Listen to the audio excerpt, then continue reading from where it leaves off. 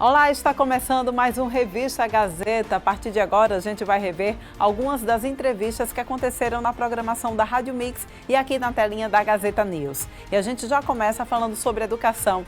É que Maceió vai receber um dos maiores eventos na área educacional nos dias 3 e 4 de julho. E esse evento vai abordar educação e inovação. A gente vai rever agora.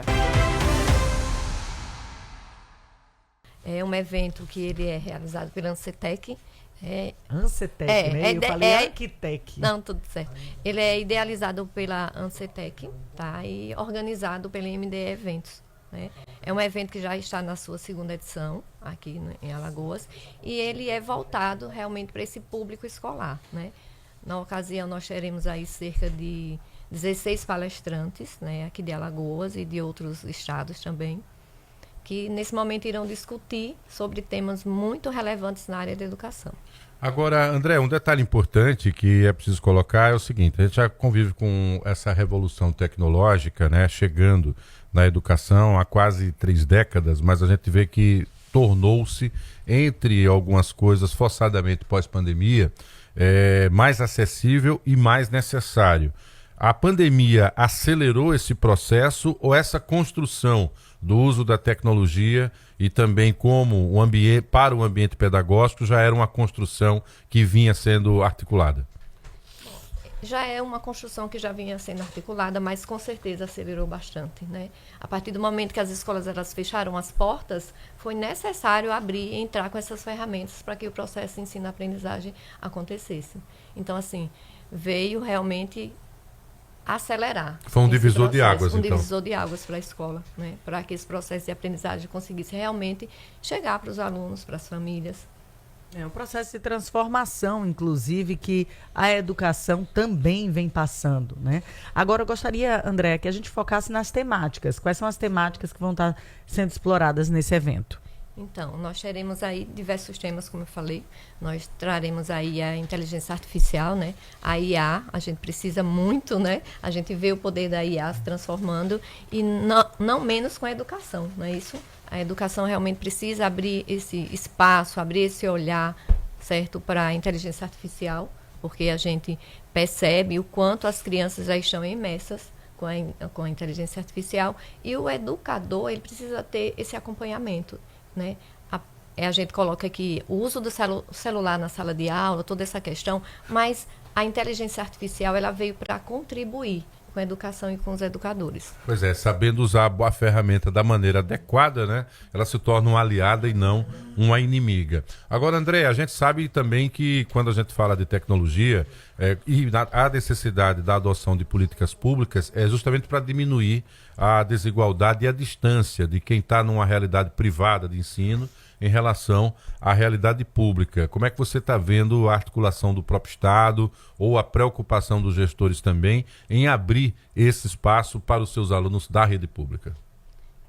E a gente vê o quanto esse movimento está acontecendo, ele precisa acontecer, como eu falei para vocês. Então, eu estou vendo essa mobilização, sim, né, através de formação, através do empenho, né, das políticas públicas, né? A gente vê aí várias legislações surgindo aí com essa preocupação, com esse olhar. Então, eu acredito que a gente está nesse caminho aí, seguindo tanto escola pública como escola privada.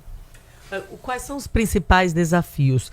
Você acredita que a educação, o ensino nas escolas públicas tem se aproximado cada vez mais do ensino privado? As escolas públicas estão conseguindo essa equiparação no que diz respeito a soluções de aprendizagem, estratégias, inovação? Vejo isso sim. Como eu falei para você, a gente tem diversas políticas públicas chegando, a gente vê o quanto é necessário, vamos dizer assim, levar isso, alavancar, né, o processo de ensino-aprendizagem, trazer essa qualidade na educação, e eu vejo esse movimento acontecendo sim. Eu acho que isso também depende muito, né, de todo um contexto de sala de aula, depende também do educador que está ali, né, que viste a camisa, que traga. Eu acho que isso também está sendo bem presente. Agora, André, um detalhe importante é que a gente está falando de tecnologia e muita gente associa a tecnologia só à presença do celular, e não é isso que a gente está falando. A gente está falando da ferramenta adequada na hora certa com a devida orientação para, obviamente, ter o resultado. Mas eu não posso deixar de repercutir com você a retirada dos celulares dos alunos, né, que passou a ser lei aqui no Brasil, e se de alguma forma essa medida faz com que a escola apresente outros desafios, até para, quando for usar a tecnologia, usar da medida correta. Sim, pelo esse contexto, né, de sala de aula, né, a presença do celular realmente impactou, mas a gente já abriu, eu digo que com isso abriu caminhos para metodologias inovadoras, né, assim, trazer todo um contexto de recursos educacionais que a gente tem bem presente e que a gente precisava trazer. Então, nesse momento, a gente traz o celular como um divisor de águas nessa questão, mas a gente traz também o educador com outras possibilidades, né, com outros recursos, com outras metodologias que realmente estão fluindo, né, então também com isso traz o autocuidado, né, a socialização do aluno, e acho que isso foi muito rico também. Thaís, serão 2 dias, esse é um dos temas que estará ali dentro dos painéis, das palestras, das oficinas práticas, dos espaços de networking desses 2 dias do EduConecta 2025, que é direcionado para educadores de todos os níveis de ensino, gestores escolares, coordenadores pedagógicos, professores, pesquisadores, profissionais da área educacional e acadêmicos. Então, ou seja, um evento que engloba ali um público que atua em todo o ecossistema educacional, que vão encontrar nesse evento uma oportunidade de atualização, sobretudo de conexão com as novas tendências de aprendizagem, de ensino. Voltando, né, falando um pouco mais dos temas, nós teremos aí o bullying também, que está muito presente no contexto educacional, né, iremos também puxar essa discussão, teremos a educação inclusiva, tá? Teremos temas voltados para a gestão e também a gente vai contribuir também com o nosso educador com cerca de 15 expositores de produtos e serviços, né, de tecnologia, de gestão, que vai também trazer esse contexto da escola, vai ajudar muito nesse contexto da escola. Vamos falar agora sobre um assunto que afeta muita gente, a procrastinação. Você também sofre por deixar para depois projetos, atividades e coisas da tua rotina? Pois é, gente, olha, um psicólogo conversou com a gente sobre esse assunto e esclareceu algumas dúvidas. Procrastinação, né? Na verdade, em algum momento da vida a gente vai, né, passar por isso, né? Mais ou menos, né? Em algum determinado momento, ou de vez em quando, né? Agora, a partir do momento em que isso se intensifica, aí sim os alertas, né? Temos que ficar atentos, né? Porque procrastinação, que é procrastinare, né? Que é do latim, que é deixar para depois, deixar para amanhã, é uma situação onde nós adiamos as atividades, as nossas rotinas e muitas vezes, Marcos, dependendo de cada caso, muitas vezes a gente acha que é uma coisa minha, é uma coisa que faz parte de mim. Ah, o jeito dele. É o meu jeito. O Marcos procrastina, o Marcos é danado, ele sempre foi assim desde criança e tal, então fica meio que normalizando uma situação que muitas vezes mascara. O interessante é que o procrastinador, ele executa e deixa as suas atividades para depois ou em cima da hora, mas é no nível do consciente. Não é aquela situação onde você vê, mas como é que essa pessoa não enxerga isso? Ou como é que a pessoa não percebe isso? Ela percebe. Ela sabe porque ela tem culpa, ela se sente frustrada, ela se sente incapaz, ela entra num turbilhão de sentimentos e sensações onde ela acaba realmente percebendo que, e agora, o que é que eu faço? É aí onde acontece a repetição, porque elas têm consciência, mas por não procurar ajuda, em alguns casos, acaba fazendo isso como uma coisa normal. É isso que eu queria entender. Existe um limite em que a gente vai precisar buscar ajuda. E quando encontra essa ajuda, o que é que a ajuda, que é um profissional psicólogo, descobre sobre essa pessoa? aí a gente vai ter que fazer um verdadeiro mergulho. Cada um é a sua história. Cada um, né? Nós somos se a gente fosse fazer uma parceria com qualquer pessoa que queira fazer uma série, cada um que aqui está presente viraria uma série bem interessante, porque nós temos as nossas particularidades, as nossas individualidades, os nossos medos, inseguranças, o nosso campo onde a gente deixa tudo numa caixa secreta, e é ali no momento da terapia que a gente vai tentar trazer isso de forma consciente, tentando mostrar a esse indivíduo onde foi ou em que momento isso começou a surgir. Porque muitas pessoas perguntam, a procrastinação, geralmente ela ocorre em que período da nossa vida? Se a gente for analisar do ponto de vista das obrigações que nós temos, porque procrastinação nada mais é do ter que cumprir tarefas. E quando a gente é criança, a gente quer mais o quê? A gente quer brincar. Então a gente começa a lidar com essa situação da procrastinação entrando na adolescência ou pré-adolescência e vai para a vida adulta se você não procurar ajuda. Mas é na base da infância que a gente sempre fala na psicologia, a infância é o território onde todas as pessoas que estão nos ouvindo, que sejam pais ainda de criança, né, nessa coisa de 8 anos, 9 anos de idade, é a base, né? É a base na escola, é a base na educação, é a base em conceitos éticos, é a base onde você vai deixar aquele indivíduo com todos os conteúdos necessários para que ele possa utilizar ao longo de sua vida.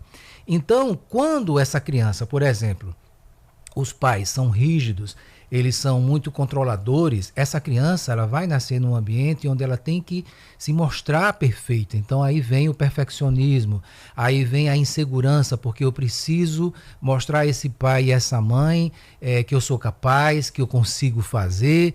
E aí ele entra nesse processo, já criança também, e de repente ele não consegue, porque ele é uma criança, então ele não consegue entender o que está acontecendo.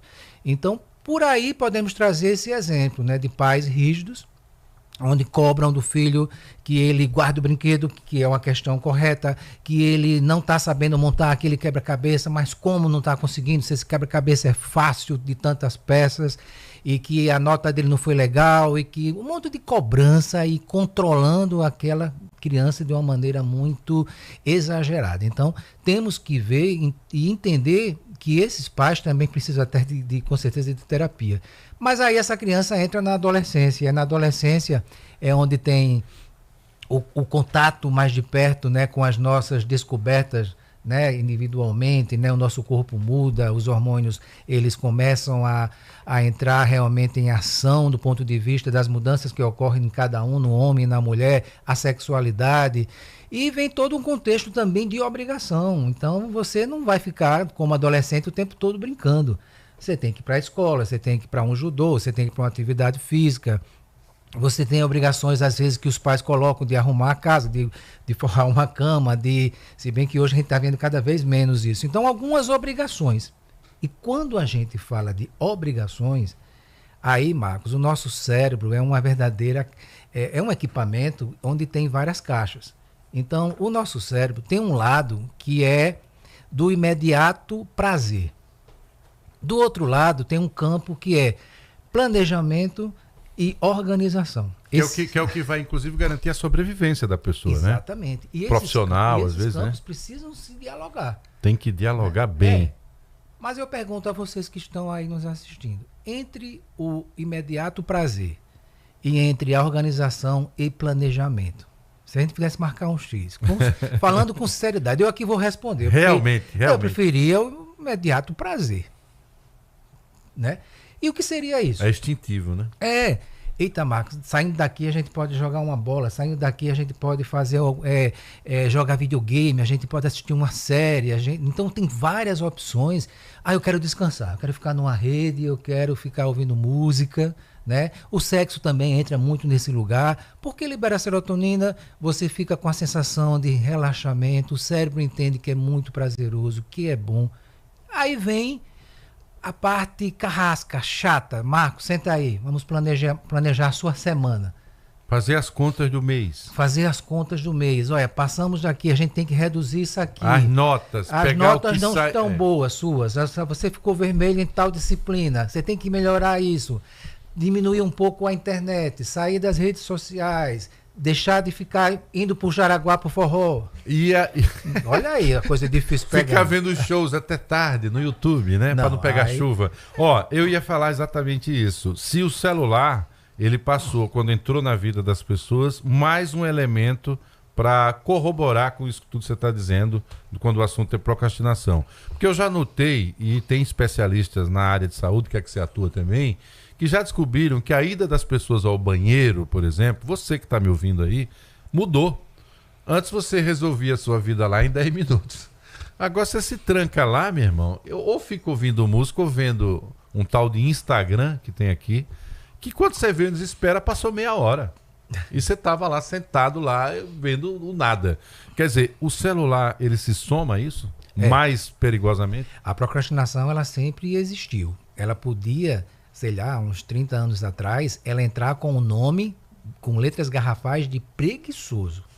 Né? O interior malandro, que não quer nada com a vida. Ou também vagabundo, né? Ou vagabundo. Sei lá, qualquer denominação dessa é terrível. E ainda tem um outro adjetivo, safado. Safado, né? Que não quer nada. Então, ela ia para esse lugar. Então, assim, né? A procrastinação ela sempre existiu. Agora, os fatores externos, né? Que são os estimuladores, porque a nossa mente, como eu lhe falei, ela precisa de recompensa. Claro. Então, a internet chega e pega a gente, né? Principalmente, estou falando de mim, né? Que estou com 30 anos de idade.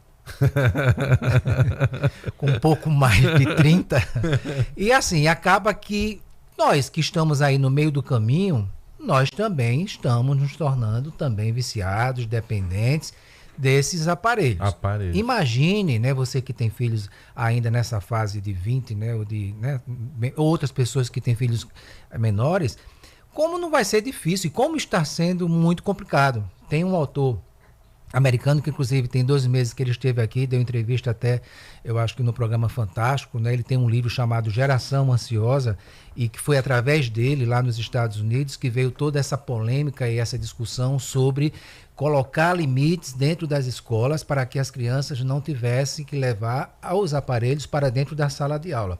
Então, todo esse movimento surgiu também diante desse psicólogo, que é um estudioso da área, e quem puder ler o livro Geração Ansiosa, eu indico, né? Principalmente vocês, pais, porque é um livro que, ao mesmo tempo, ele esclarece, ele traz também puxões de orelhas necessários, né? Porque ele tem filhos adolescentes, e eles dizem que se não formos criteriosos e criar regras, acabam que esses filhos vão realmente ficando nesse mundo paralelo. Sim, respondendo a sua pergunta, a internet, a tecnologia, os smartphones, os equipamentos estão sendo responsáveis por entrar na vida desses indivíduos, principalmente mais jovens, fazendo com que eles saiam do mundo real e vá para o mundo virtual.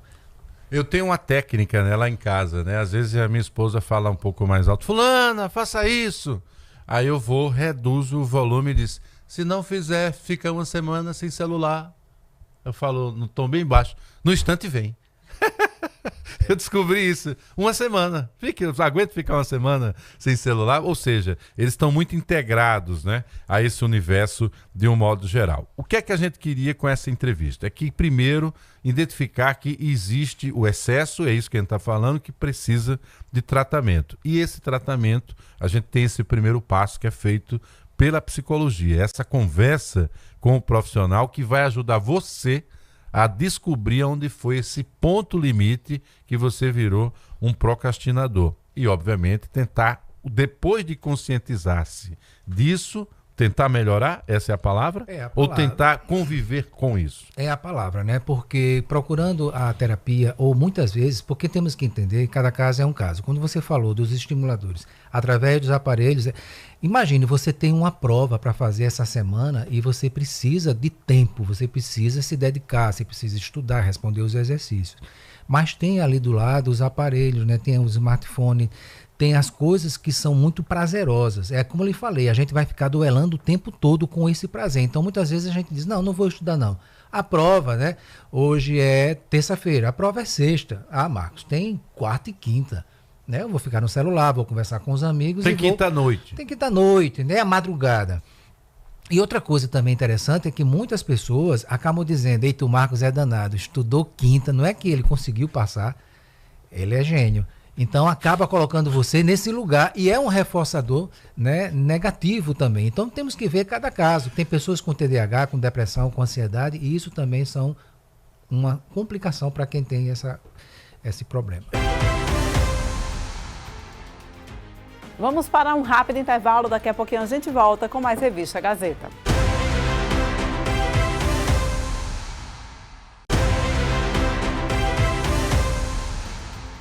Estamos de volta aqui com Revista Gazeta e a gente já volta para falar sobre saúde. Olha, o mês de junho já está chegando ao fim, mas fica um alerta para as pessoas que têm problemas respiratórios. É que com as brincadeiras desses festejos juninos, fogos e fogueiras, muita gente acaba tendo complicações respiratórias. E a gente conversou com uma pneumologista sobre esse assunto. Vamos rever. Inverno, festas juninas agora no mês de junho, e a queima da fogueira, né, a queima da biomassa, da madeira, isso gera um complexo de substâncias, de partículas muito finas, que quando inaladas elas se depositam na via aérea. E isso é muito danoso, principalmente para quem tem uma doença respiratória subjacente, como a asma, a rinite alérgica, a doença pulmonar obstrutiva crônica e outras doenças respiratórias. É por isso que as fogueiras elas são tão prejudiciais para quem tem, né, esses problemas respiratórios? Exatamente isso, porque uma vez inalado esse complexo de substâncias que se depositam na via aérea, isso causa um dano e gera uma crise da doença, como tosse, chiado e cansaço. A asma, a rinite, a doença pulmonar obstrutiva crônica são doenças que existe uma inflamação no sistema respiratório. Então, um sistema respiratório já inflamado e você inala uma substância tóxica que se deposita nesse epitélio inflamado, isso vai gerar uma reação, vai gerar sintomas e vai gerar uma crise, muitas vezes com necessidade de consulta em serviço de emergência. Os principais sintomas, né, doutora Rita? Aquela tosse persistente, algumas pessoas até apresentam também falta de ar, né? Tosse, chiado, cansaço, falta de ar, rouquidão, obstrução nasal, espirro, coriza, coceira no nariz. Esses são os principais sintomas de quando você inala essa substância tóxica. Fogos de artifício, né? A gente também vê muito pessoal aí aproveitando, brincando muito durante essa época. Mas aquela fumaça dos fogos de artifício, ela também pode ser prejudicial? Também é prejudicial, porque é a combustão da pólvora e isso ocasiona também partículas que se depositam na via aérea, a pólvora. E fogos de artifício, nenhum é inofensivo, nem mesmo o traque é inofensivo. Que a gente muitas vezes acha que é o mais tranquilo, o mais né? tranquilo, mas a gente já viu queimadura ocular por conta de traque. Uma criança joga na outra e bate no olho e explode no olho. Então, isso ocorre muito. Então, nenhum dos fogos de artifício, nenhum deles é inofensivo. Então, crianças pequenas, abaixo de 7 anos de idade, é melhor não jogar fogos de artifício. Quais que são os cuidados que quem tem essas doenças respiratórias, né? Asma, bronquite, precisam ter durante esse período? Não participar, né, das festas juninas, às vezes deve ser um cuidado necessário? Não participar é muito drástico, né? A gente libera participar das festas juninas, mas que fique num local contra a fumaça, que não jogue fogos de artifício e que principalmente quem já tem uma doença respiratória não deixe de utilizar a sua medicação que você usa todos os dias, que é no intuito de diminuir aquela inflamação. Então, você que tem asma, que tem rinite, que tem doença pulmonar obstrutiva crônica, não pare a sua medicação nesse período do ano, porque você está mais propenso a ter crises. O uso de máscaras descartáveis pode ajudar em algo, doutora? Ajuda, porque a máscara ela serve como um filtro. Ela não é total, ela não é 100%, ela não filtra 100% as substâncias, mas ela é uma barreira que diminui bastante. Aquela máscara comum, ela deixa passar muitas substâncias. A máscara N95, que é aquela que parece um bico de pato, Sim. aquela ela filtra mais ainda. Então, o interessante seria usar máscara nesses locais com muita fumaça, com fogos de artifício, seria uma estratégia válida. Crianças e idosos, é verdade que eles são os mais afetados? Os mais afetados, principalmente as crianças abaixo de 5 anos de idade e os idosos acima de 60 anos de idade são os mais afetados, porque já tem um sistema imunológico, a criança, o sistema imunológico está imaturo, o idoso, o sistema imunológico já está envelhecido, então eles têm mais riscos de ter doença respiratória nesse período do ano. Quem já faz aquele tratamento, né? Não, eu sempre vou ao médico, eu já faço meu tratamento certinho. Tem chances, né, Ali, de ter menos reação nesses casos, nessas épocas? Com certeza, aquela pessoa disciplinada, que segue o seu tratamento rigorosamente, que usa a sua bombinha todos os dias, que usa todas as suas medicações todos os dias, a inflamação diminui e ela corre menos risco de ter uma exacerbação numa festa junina, por exemplo. E em qual momento eu devo buscar ajuda médica, né? Em qual momento eu devo ir para uma unidade de saúde? Eu pergunto isso porque a gente também acaba vendo muito nessa época aquele abarrotamento de pessoas, né, nas unidades de saúde, porque muitas, é claro, precisam. Mas em qual momento é que eu devo, assim, buscar ajuda? A tosse persistente, a falta de ar, o chiado no peito, a dificuldade respiratória são sinais de alerta para você procurar um serviço de emergência, ser examinado e ser medicado adequadamente. Aproveitando sua vinda aqui, doutora Rita, também queria que a gente pudesse aqui falar sobre um outro assunto que eu vejo que é muito importante e, claro, né, sempre fazer esse alerta para toda a sociedade. A gente também está vivendo, principalmente aqui em Maceió, esse momento de festas. Não está acontecendo aí muitas festas juninas, não só aqui, mas também em outras localidades, né? E tem muita gente que está utilizando o famoso cigarro eletrônico, né? Sim. Fazendo abuso dos cigarros eletrônicos. Tem risco ou não tem, doutora? Tem muitos riscos. O cigarro eletrônico, assim, a população jovem, os adolescentes, eles estão entrando no tabagismo através do cigarro eletrônico com a falsa ideia de que não causa vício, que não causa doença, mas ele causa doença sim.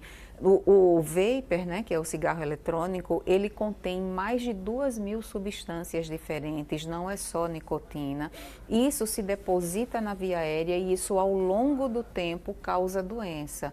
A via aérea, ela foi feita para receber um ar aquecido, filtrado, umedecido e o que chega diferente disso causa doença. E uma substância tóxica que se deposita, ela causa doença.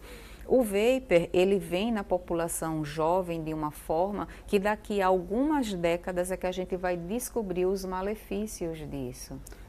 Falou bem, né? População jovem. A gente tem visto que muitos jovens, a grande maioria, são realmente quem utiliza.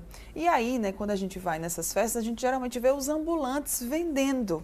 Sendo que eu gostaria de entender, é permitido a venda aqui no Brasil? Não é permitido? É ilegal? Como é que funciona? A venda não é permitida no Brasil, tudo isso é de forma clandestina, é de forma ilegal, é proibida a venda do cigarro eletrônico justamente pelos danos que ele causa ao sistema respiratório. E ele é viciante, doutora? Porque a gente vê, né, as pessoas ali passam a festa o tempo todo, é viciante? É viciante porque ele contém nicotina num teor muito alto e a nicotina, ela é viciante, ela causa dependência química e psíquica também, é viciante e ao longo do tempo você evolui com uma doença crônica ou você pode ter uma doença aguda. Existe uma doença chamada, a sigla é EVALI, é uma doença específica do cigarro eletrônico. Vez por outra a gente vê na mídia um artista que foi internado grave Sim. na UTI, é a EVALI, é uma doença específica do cigarro eletrônico.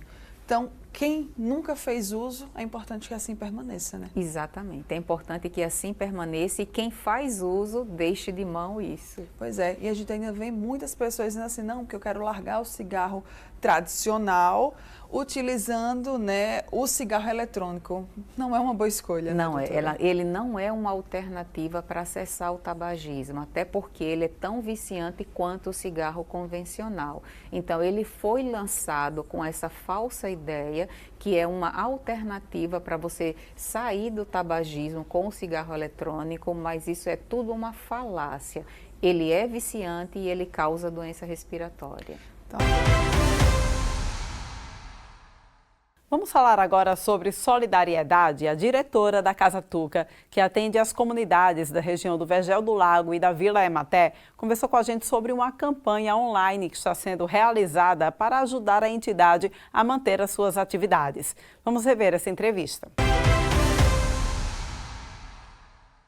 Tentando dar seguimento para arrecadar fundos para a manutenção da nossa casa. Vamos começar falando da Casa Tuca? Vamos. Hoje, né, assim, vocês cresceram tanto que estão aí atuando na área da educação, da capacitação profissional, né? Tá sendo realmente algo muito legal, né? É isso, Mara. Acho que foi assim, desenvolvendo ao longo desses 4 anos, né, um contato muito bom com a comunidade, lá com o pessoal do Vergel. E hoje a gente tem tanto a capacitação profissional para os adultos e jovens, né, e muitos esportes e atividades na área de educação. Então, através do judô, do jiu-jitsu, da capoeira, do tênis, que vamos retomar agora no segundo semestre, a gente dá novas oportunidades para essas crianças, né? E já participamos, inclusive, de campeonatos. E também temos lá atendimento da comunidade para reforço escolar, as oficinas, temos 9 turmas lá, e inglês. Então, toda essa atividade, todo esse público que é atendido, não tem custo algum, né? A gente faz tudo sem custo. Temos atividades na área da saúde, também em parceria com as faculdades. E aí a nossa casa precisa de ajuda para manutenção, né? Das nossas atividades, do nosso pessoal. E por isso que a gente está com essa campanha agora. Era exatamente o que eu ia falar, né? Vocês precisam de ajuda para que esses serviços eles continuem sendo oferecidos. Eu estava aqui falando, né, logo no início, na abertura dessa entrevista, da mudança de vida que a Casa Tuca proporciona a tantas pessoas. E a gente está vendo, né, na área do esporte, com diversas modalidades, tem também ali reforço escolar, que é algo que ajuda bastante crianças e adolescentes, principalmente aqueles, né, que vão se submeter ao Enem. Eles estão ali naquela luta para estudar ainda mais, então é o que muda muito, sem contar ainda a capacitação profissional, né? Você também estava me falando aqui antes da gente entrar ao vivo, que também ainda tem essa atuação, né, Aline? Perfeito. A gente tem hoje grandes parceiros, através da parceria com o Senac, com a Fundação Dom Cabral. A gente consegue hoje levar capacitação de qualidade para o pessoal, para viabilizar e permitir o ingresso no mercado de trabalho, né? Então, hoje, nesse momento, agora, a gente está com 2 turmas de costureira.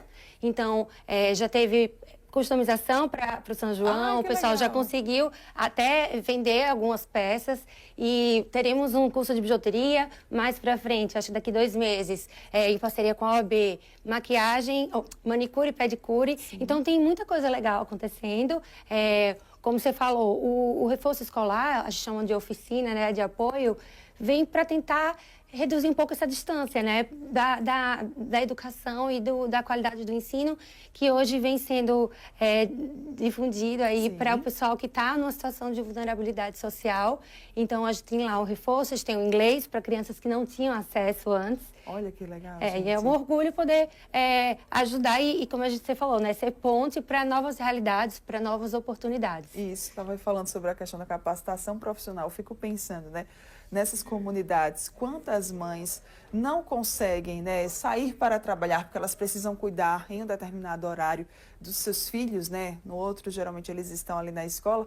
Então, elas podem aproveitar ali essas capacitações para desenvolver atividades para que elas mesmas, né, possam, de alguma forma, ali, de uma forma bastante empreendedora, na verdade, conseguir obter algum tipo de renda. Então, imagina só, né, o curso de costureira que ajuda nessa época agora, que é a época junina, a você correr ali e fazer alguma coisa, algum bico, algum ajuste, ou até mesmo criar alguma peça e conseguir ter essa renda, né? Perfeito. E é exatamente nessa linha linha, né, do empreendedorismo, do nano, do microempreendedor, a gente vai começar a segunda turma agora em parceria com o Dom Gabriel para falar sobre empreendedorismo. Então, às vezes, você tem um negócio em casa que já existe, mas a gente vai falar como você pode fazer, o curso ensina, como você faz para precificar melhor, para passar esse produto adiante ou serviço de uma forma mais eficaz, né, através das redes sociais ou, enfim, qualquer outro tipo de meio. E aí é isso, a gente tenta fazer toda a cadeia para que essas pessoas realmente tenham oportunidades e consigam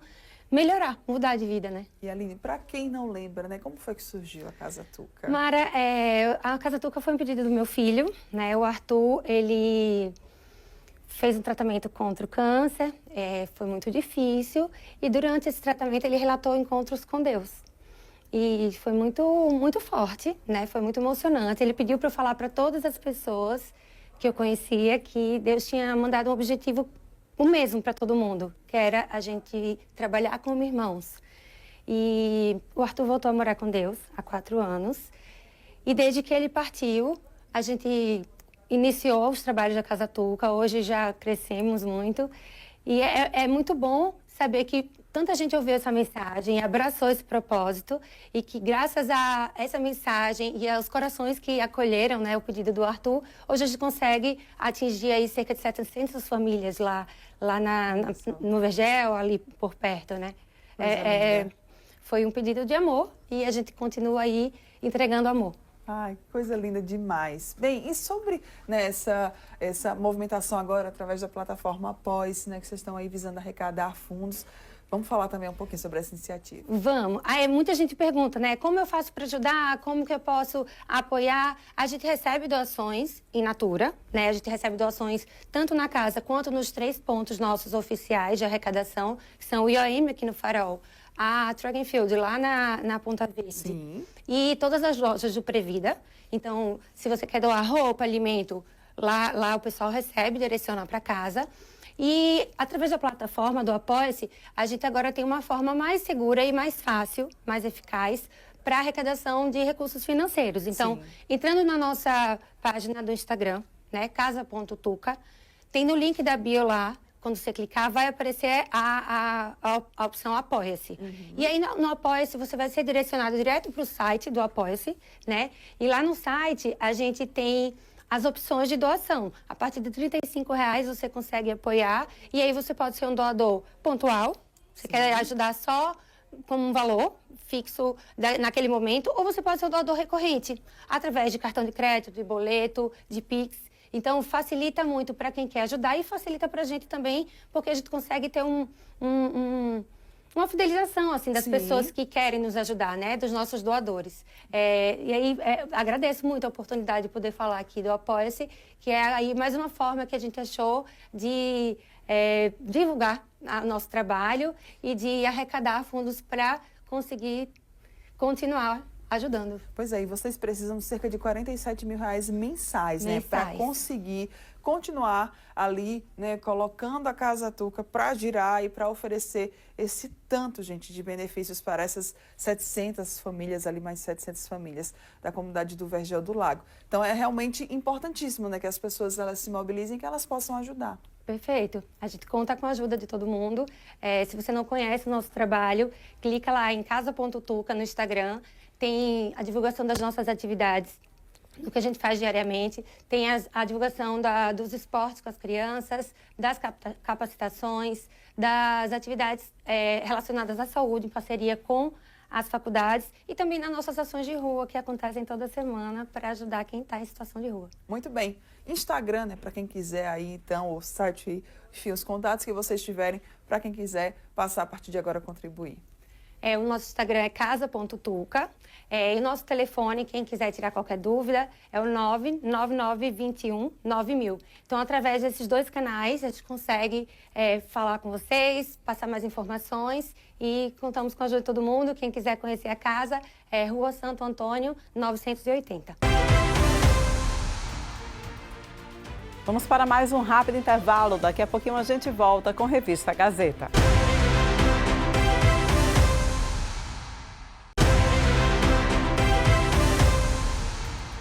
Estamos de volta aqui com o Revista Gazeta. Lembramos que vocês podem acompanhar essas e outras entrevistas através dos nossos canais do YouTube, tanto da Gazeta News quanto da Rádio Mix.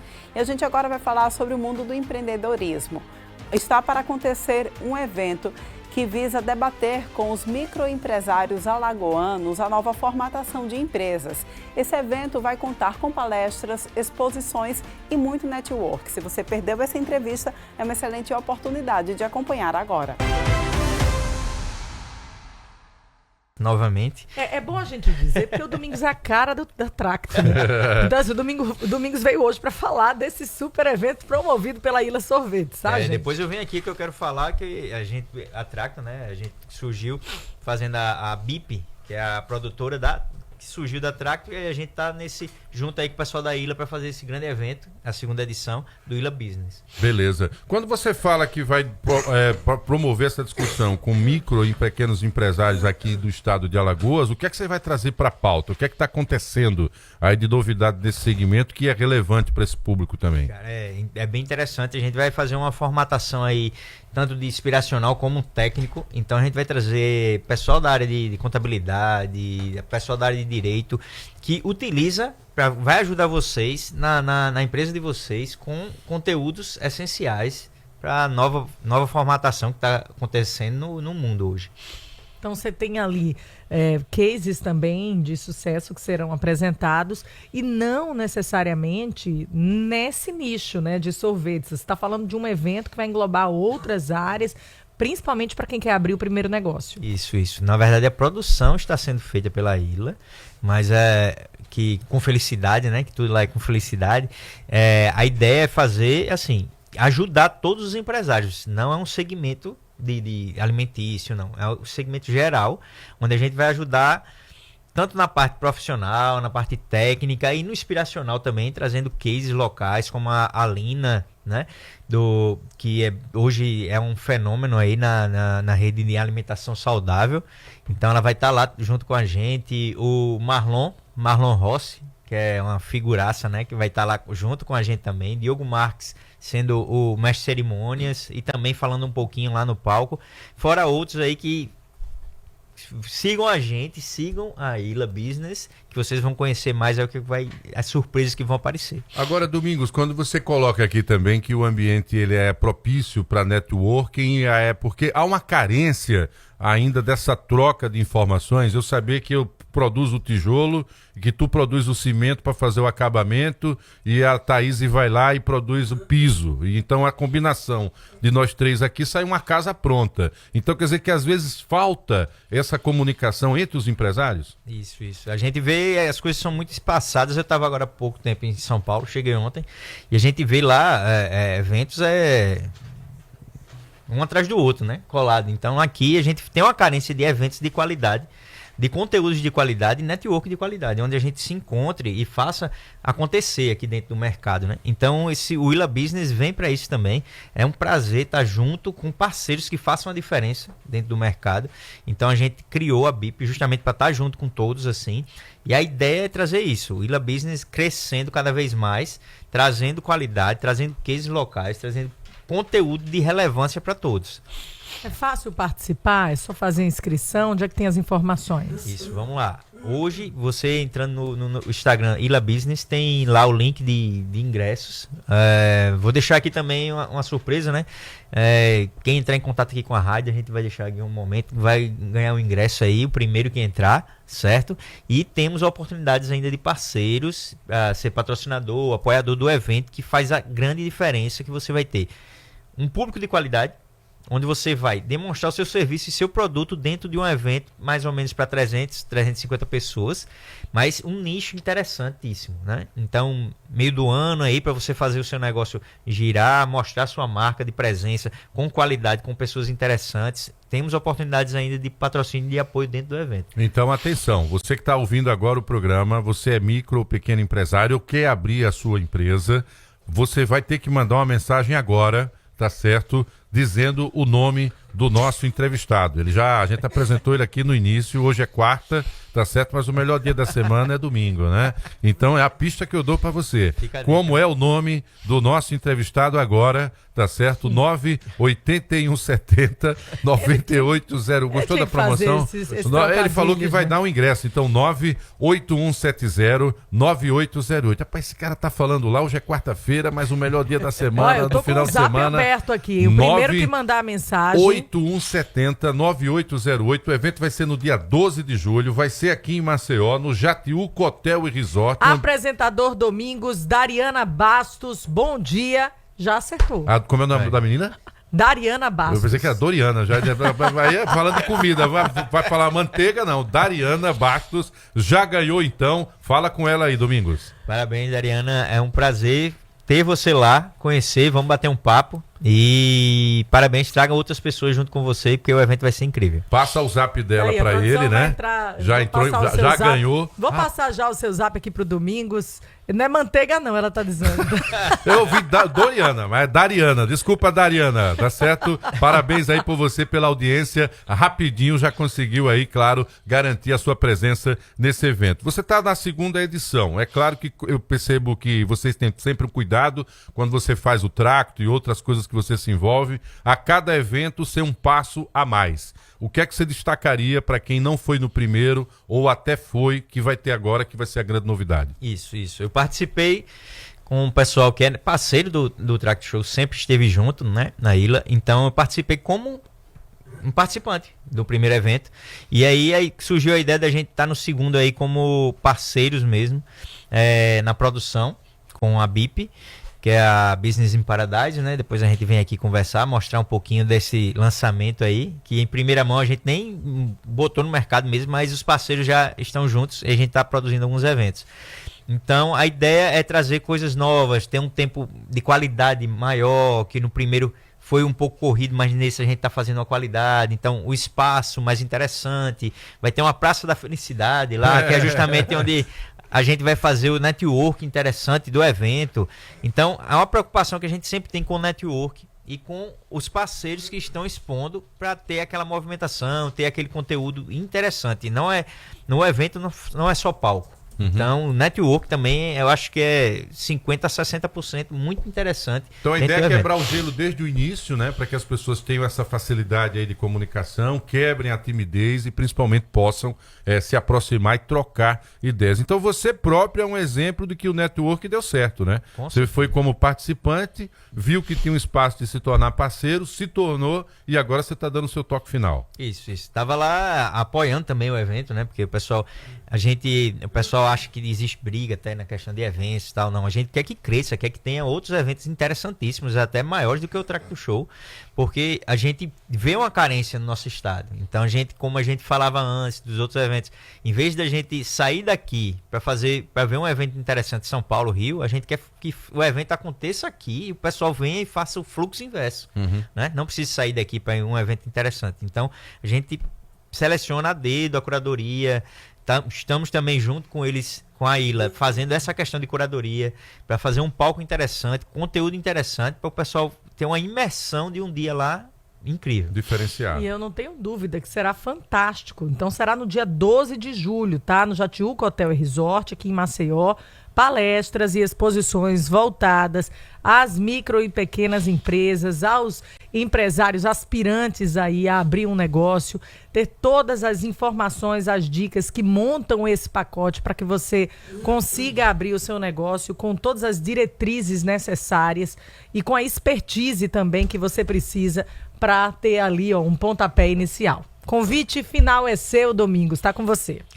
É isso aí, pessoal. Já foi mais do que falado aqui, entendido. Vai ser um evento incrível. Estamos esperando vocês, junto com a gente, nesse evento, no dia 12, onde você pode ser um participante, pode ser um patrocinador, um apoiador. Ainda temos espaços. E vai ser um evento. A ideia é sempre crescer. Então, o evento precisa de vocês para a gente crescer cada vez mais. Estamos esperando vocês lá. Vamos agora falar sobre um assunto que gera muitas dúvidas nas famílias. Se você for o representante legal de um familiar, será que você pode receber o benefício do INSS mesmo assim? A gente conversou com uma advogada para esclarecer essa dúvida. que acontece? Quando você é um representante legal, lembra que a gente comentou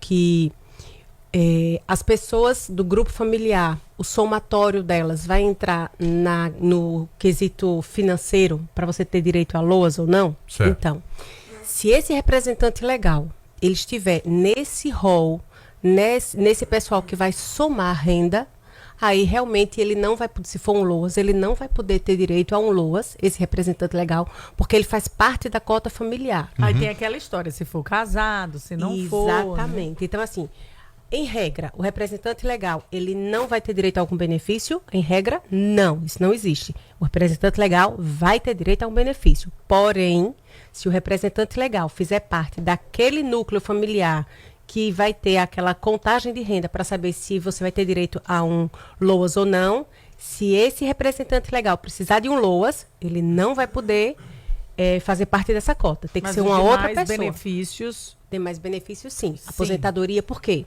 A aposentadoria, quem paga não é você? Você não contribui por anos para ter aposentadoria, então isso não vai lhe impedir. Então, para ter um direito, você não vai deixar de ter esse direito se a condição for essa, porém, tem que levar em consideração essa matemática aí. Tem que levar. Se é uma família, se esse representante legal, ele pretende lá na frente ter um BPC LOAS, ele não pode ser representante legal desde que ele faça parte dessa cota. Porque, veja, se a gente for somando, lembra que é um quarto, isso administrativamente falando, né? Juridicamente, a gente vai para meio salário mínimo. Então, nesse caso, pode. Aí veja só como a gente vai achando das brechas. Eu estava aqui agora pensando. E se for o representante for um idoso? Eu não falei que pode ter 2 idosos com LOAS? Certo. Então, nesse caso, ele vai poder ter, porque a lei permite que ele tenha, mas vai bater no quesito da renda e administrativamente não vão aceitar. Então, são detalhes que as pessoas precisam estar atentas para poder buscar esse direito. E o ideal seria o quê? Só interrompendo rapidamente, Thaís, mas acredito que era a sua linha também, mas para não perder aqui o fio da meada. No caso, quem faz essa definição? A própria pessoa tem que ter esse conhecimento ou necessita de um advogado para compreender administrativamente isso e não ter perdas? Veja, Marcos, é importante que você tenha, assim, um auxílio de um técnico, porque para você não perder tempo, digamos assim. Né? A pessoa agora que nos escuta já entendeu. Opa, então não posso fazer isso por conta dessa questão financeira que a lei me pede. Esse requisito financeiro. Porém, se você tem dúvidas, não perde tempo. Vai procurar um profissional para você poder entender. Nesse meu quebra-cabeça particular, né, na minha questão, no meu quesito particular, eu posso ou eu não posso?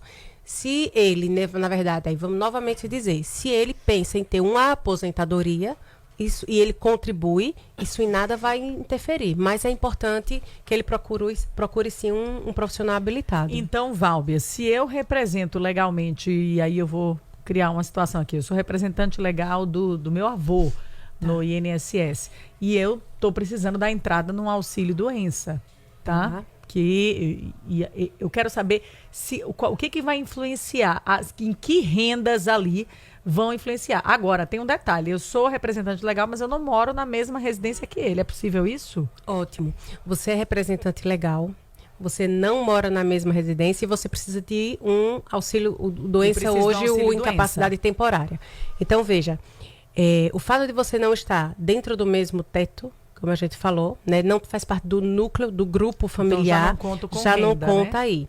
E a segunda questão, você quer um benefício por incapacidade temporária, que é o auxílio doença.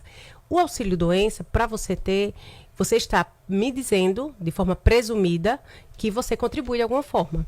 Então, você pode também, ainda que você morasse nesse caso, eu vou agora complicar um pouquinho mais. Você é representante e mora com seu avô. Mas você quer o benefício antigo auxílio-doença, que é a incapacidade temporária? Posso? Pode. Porque se você está me dizendo que você quer um benefício por incapacidade, que é auxílio-doença, significa que Thaís trabalha e contribui. Agora, se Thaís morasse no mesmo teto que o avô, quer um LOAS, Thaís não trabalha e Thaís está ali como uma dependente dele, digamos assim, porque o neto, Thaís, ele não faz parte do grupo familiar. Vamos recordar quem faz parte, para as pessoas lembrarem: cônjuge, companheira, os pais, os filhos que não são emancipados e os filhos que não são casados e os enteados. Então, percebeu que você, enquanto neta, não entrou nesse grupo, mesmo morando com ele? Então, são coisas diferentes. Quem eu sou no grupo familiar e qual a minha renda se eu fizer parte do grupo familiar. Se eu não fizer parte, isso não me interessa. Vamos rever agora uma entrevista que fala sobre planos de saúde. É que vem aí mais um reajuste para os planos individuais e familiares. E a gente conversou com uma advogada especialista em direito da saúde que explicou para a gente quais são os impactos que isso deve gerar para os consumidores. Que esse reajuste é aplicado somente para os planos individuais e os familiares. E infelizmente ou felizmente, a maioria dos planos de saúde hoje em dia dos consumidores são os coletivos por adesão ou os empresariais. Então, para essas duas categorias, esse tipo de reajuste de 6,06% ele não vai ser aplicado, certo? E essa aplicação, ela se dá a partir do contrato de aniversário, quando você assina, né, o contrato do plano de saúde de forma retroativa, como você bem explicou, mas a gente também sabe que os planos de saúde podem sofrer também outro tipo de reajuste, que é o da mudança de faixa etária, ou seja, você no mesmo ano pode sofrer 2 índices de reajuste, esse que é aplicado pela ANS e o da mudança de faixa etária também. Agora, quando a gente fala que ele é retroativo a maio, né, digamos que alguém tenha lá esse aniversário em maio, sim, a gente já está no mês de junho, consequentemente o próximo pagamento virá em julho. Então ele vai ser acumulativo de maio, junho e julho? Isso. A ANS ela estabiliza, né, que você faça de forma retroativa, desde que esteja bem especificado, né, no boleto. Isso o consumidor precisa ficar atento, porque se ele não estiver, se a sua operadora de saúde não explicar dessa forma, aí sim você pode denunciar para a ANS ou entrar com alguma medida judicial, e ele vai ter que ser da seguinte forma, como está aqui. O reajuste, falando do reajuste retroativo, e aqui, como você bem exemplificou, se tivesse o índice da mudança de faixa etária, ele já estaria aqui também. Mas essa retroatividade, né, ela é só até ajustar e ficar como está aqui. O valor ele normal. Volta ao normal, isso, né? já com reajuste. É só para esses meses que não foram aplicados os reajustes. Então, atenção, tá? A recomendação aqui da advogada é que você perceba muito claramente na fatura. Eu sei que algumas pessoas aí já têm, às vezes, até o débito automático. E aí, nesse automático, você acaba não prestando atenção no que é que está sendo adicionado. Mas se você pede o extrato do que está sendo pago no mês, tem que aparecer a indicação do reajuste, Thaís. Para os contratos que fazem aniversário, tá? Fizeram aniversário em maio, agora em junho, então esse reajuste já vai incidir. Ah, Thaís, mas eu tenho plano, eu sou microempreendedor individual e fiz o meu plano pelo meu CNPJ. Eu entro? Como a Bárbara explicou. Não entra. Entra o plano ou entra? Então, essa dúvida me deixou aqui. Esse é outro fato que a gente vem analisando muito no judiciário, que são quando a operadora, às vezes, induz que você, através do seu CNPJ ou do seu MEI, faça um plano familiar, mas esse é um falso plano familiar. Que se você ingressar na justiça, tomar todas as medidas, você consegue aplicar o índice de reajuste do individual e do familiar. Porque nesse caso aí, quando você adere de forma no CNPJ, como eles fazem... A partir de 2 vidas, você isso, já consegue... 2 ou 3 vidas, mas aí o índice de reajuste, quem estabelece é o plano de saúde, não é a ANS.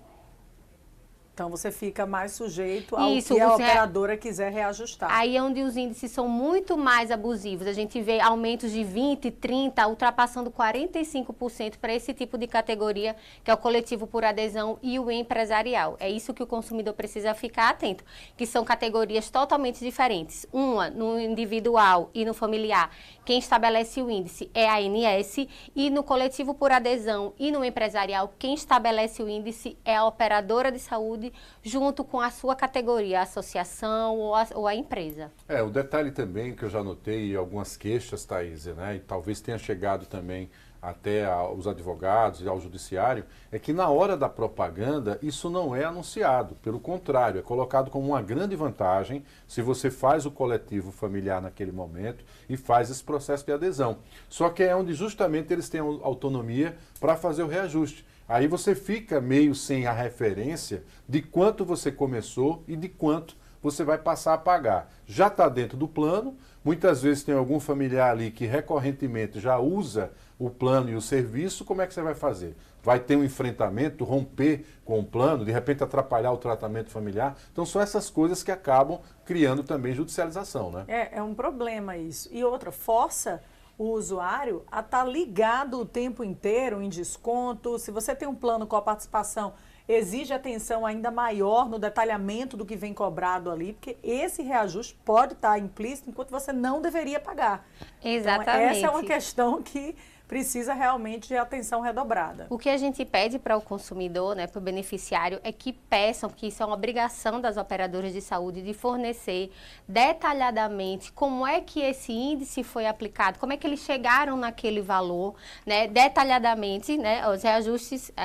detalhadamente como é que chegou naquele valor. Esse aqui são os últimos reajustes, né? O histórico das mudanças, que é importante a gente mencionar aqui, para entender o impacto no bolso dos usuários de planos de saúde que já sofrem aí para pagar todo mês. O reajuste anterior, anunciado em 4 de junho do ano passado, foi de até 6,91%. Teve validade até maio do mesmo ano, abril venceu agora, por isso esse novo reajuste. Exatamente. Né, exatamente. Em 2023, reajuste autorizado foi de 9,63%. Existe uma preocupação de manter esse percentual sempre num teto de até 10%, por exemplo? Me dá essa impressão. A preocupação é que leva-se em consideração a inflação, né?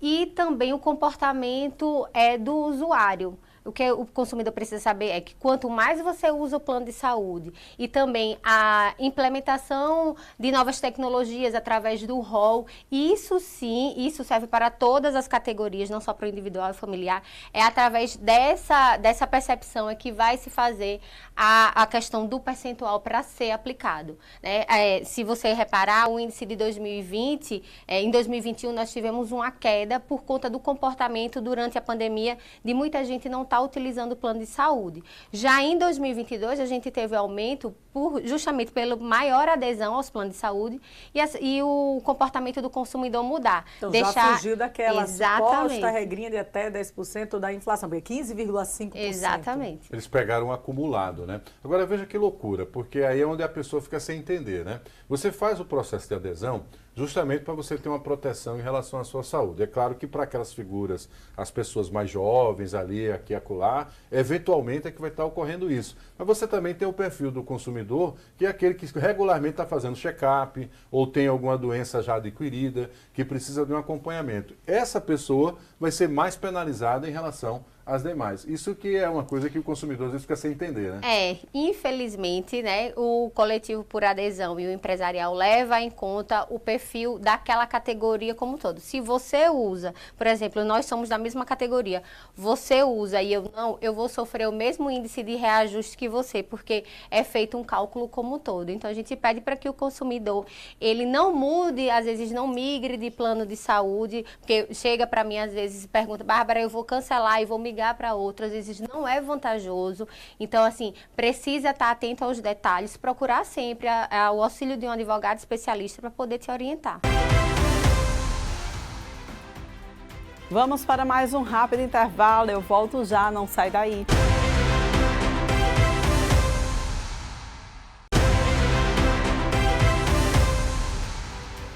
Voltamos para mais um bloco de entrevistas que aconteceram aqui no Jornal da Mix e também na telinha da Gazeta News. E o tema agora é infertilidade. Esse assunto gera muitas dúvidas entre as famílias. A gente conversou com uma médica especialista em reprodução humana e ela explicou para a gente quais são aí os principais mitos e verdades a respeito desse tema. Vamos acompanhar. Então, a gente fala, Marcos, que nos últimos 10 anos existiu na medicina reprodutiva um avanço nas técnicas de congelamento de óvulos. Então, aquela mulher que, por motivo pessoal, Então, motivo profissional ou até um motivo médico. Então, aquelas pacientes, por exemplo, que têm uma doença oncológica, um câncer de mama. Então, essas pacientes precisam passar um longo período, pelo menos 5 anos, sem poder engravidar. Então, é importante que elas sejam orientadas pelos ginecologistas, por pessoas próximas a ela, pelos próprios ginecologistas também, para poder fazer essa avaliação e a possibilidade de congelar os óvulos. Então, você, quando congela os óvulos, esses óvulos eles podem ficar por tempo indefinido congelados. E a partir daquele momento que ela está liberada, ou então que ela pretende engravidar, esses óvulos são descongelados e aí pode-se fazer a fertilização. Deixa eu fazer uma pergunta complementar a isso, Thaís, porque, vamos lá, eu dei esse exemplo, né, de que essa mulher está chegando próximo aos 30 e o projeto, ao invés de demorar 5 anos para a gestação, ele passou 10, ela chegou aos 40. Um corpo de uma mulher com 40 anos, com esse óvulo que foi resgatado lá antes dos 30 ou perto dos 30, ele vai reagir bem a essa gestação? Vai sim, Marcos. Então, o que importa é mais a qualidade do óvulo. Não tem a ver com a questão com física útero, dela? Não. Com útero não. Agora, só. o que leva muitas mulheres a se sentirem exaustas nesse processo de fertilização, do FIV, né, como a gente conhece? Porque são muitas, em alguns casos, são muitas tentativas, muitas falhas, até a gestação realmente ser confirmada. Thaís, vai depender de cada caso. Então, tem alguns casos que as pacientes fazem um ciclo só de fertilização. E aí, assim, o tratamento ele passa por algumas etapas, que é estimular o ovário, fazer a captação dos óvulos, tem alguns medicamentos. Mas, assim, cerca de 15 dias pode ser estimulado a captar desses óvulos e congelado, certo? Sendo que algumas mulheres, por exemplo, uma mulher que tem uma reserva ovariana baixa, então ela tem uma tendência a ficar, digamos, com um embrião, às vezes fica sem embrião. Então, quanto mais avançada a idade, ou então quando tem uma endometriose grave, essa mulher tem uma tendência a não ficar com embriões. E aí precisa fazer um outro ciclo de fertilização. Então, é individualizar, né? Então, tem mulheres que é super rápido, conseguem engravidar um ciclo de fertilização. Já outras não. Isso tem muito a ver com o psicológico também, porque eu ouço muito médico dizendo, olha, você precisa relaxar. Porque quando você relaxa, e eu conheço pessoas que estavam nesse processo de fertilização e aí relaxaram depois de algumas tentativas frustradas e conseguiram engravidar sem a fertilização. O que explica isso? Thaís, a gente precisa ter cuidado, né? Essa história de liberou e aí relaxou e engravidou. Então, a gente precisa ter esse limite desse tempo. Então, 1 ano tentando engravidar e não consegue, a gente precisa buscar uma ajuda, né? O psicológico da gente atrapalha em tudo na vida da gente. Mas a minha dúvida, doutora, só para deixar mais específico, desculpa já atrapalhar, no que diz respeito ao próprio tratamento. A pessoa está ali num tratamento, tomando os remédios, estimulando a produção de óvulos, de repente tem uma tentativa frustrada, mas quando faz essa pausa de entre uma nova tentativa e outra, ela consegue engravidar. E os medicamentos nesse sentido de estimulação de óvulos podem influenciar nessa questão ou não? Não dá pra gente dizer específico, né, Thaís? Mas, assim, a questão psicológica da gente mexe com tudo. Então, se a gente tá mais otimista, se a gente acredita no tratamento, então se a gente tá mais tranquila, se não tem aquele estresse que tá ali, né, prejudicando a própria ovulação da gente, isso pode ter um impacto, sim, na fertilidade, né? Então, eu sempre digo ao paciente, acredite no que você está fazendo. Acredite no tratamento. Então, é a principal coisa. Mas, se for um tratamento bem indicado, a grande tendência dessa paciente só realmente conseguir engravidar através de fertilização. Não vou dizer que nunca acontece. Já tive algumas pacientes, mas não é a maioria. Então a gente precisa... São alguns casos. A própria literatura causa isso como exceção, né? Não é uma... Sim, exatamente, não é uma regra. Vamos jogar a responsabilidade agora para os homens também, né? Quando o processo de infertilidade é descoberto nessa situação, o que é que nos homens provoca essa infertilidade? A principal causa de infertilidade masculina é a varicocele. Então, a varicocele, que é a dilatação das veias do testículo, ela pode prejudicar a espermatogênese. Então, varicocele. Então, ela pode diminuir a quantidade de espermatozoides, diminuir a motilidade, a morfologia, que é a forma dos espermatozoides, e isso prejudicar a fertilidade. Por quê? A quantidade mínima que a gente diz para um casal conseguir engravidar em casa, então o ejaculado que é liberado ali na vagina, é cerca de 15 milhões. Então, se essa quantidade está baixa, se a motilidade também é baixa, então isso vai dificultar aqueles espermatozoides chegarem lá para poder fecundar o óvulo. Peraí, doutora, quer dizer que numa situação convencional, normal, saudável, no momento da relação sexual, no momento da relação sexual, quer dizer que quando o homem ejacula, a média é 15 milhões de espermatozoides? É, o normal. Exatamente. E quer que eu diga a quantidade de óvulos que a mulher tem? Ela nasce com 1 a 2 milhões de óvulos só. Pra você ver como a mulher tem papel assim.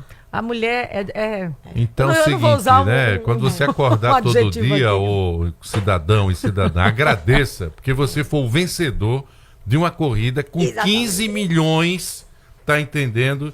De espermatozoides que papai lançou em mamãe. Meu amigo, você precisa se esforçar para ser papai, viu? Meu irmão.